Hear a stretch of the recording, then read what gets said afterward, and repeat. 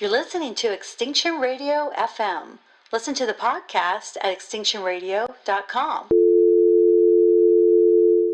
As I started this blog, I guess it was early 2009, I was watching the trees and watching to see what was going on, because I still wasn't really convinced it was climate change. Because to me, the method for climate change to actually kill trees all over the place can only be drought. I mean, if you say it can't just be climate change, what is it about the change that's killing them? It has to be drought. Mm-hmm. And what I realized, there were some interesting things that didn't work with this theory. One was that trees that were near water, like along a lake or a river, mm-hmm. were in no better condition than trees on the top of a mountain. They looked equally bad. Mm-hmm. Or young trees in nurseries that are being watered look equally bad.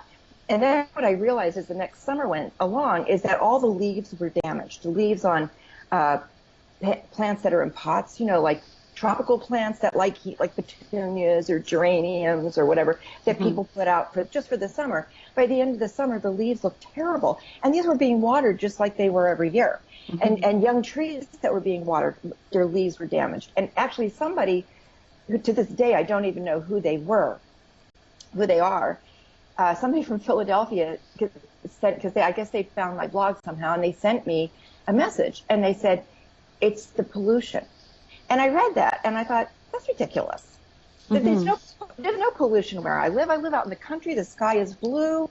It can't be that. Mm-hmm. But as I started watching the leaves have these symptoms, not just that year, but the next year, and getting worse every year, I started reading about what pollution does to trees, and reading about the fact that there is pollution that you can't see.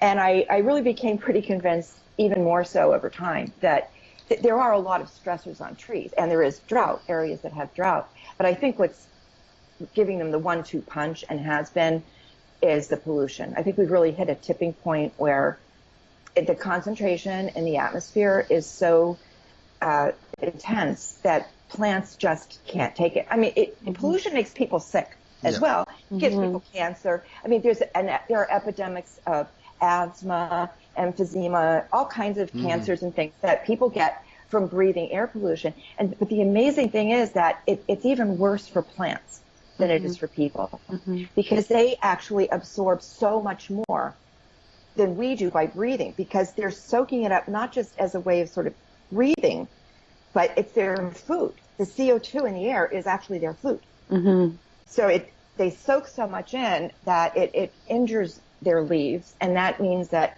it debilitates their entire system, because they have to repair that damage. Mm-hmm. And eventually their roots shrink, and they get more susceptible to insects and diseases and fungus. And so all those things are rampant. You can Google like any kind of tree, and you will find that it's got an epidemic of something attacking it right now.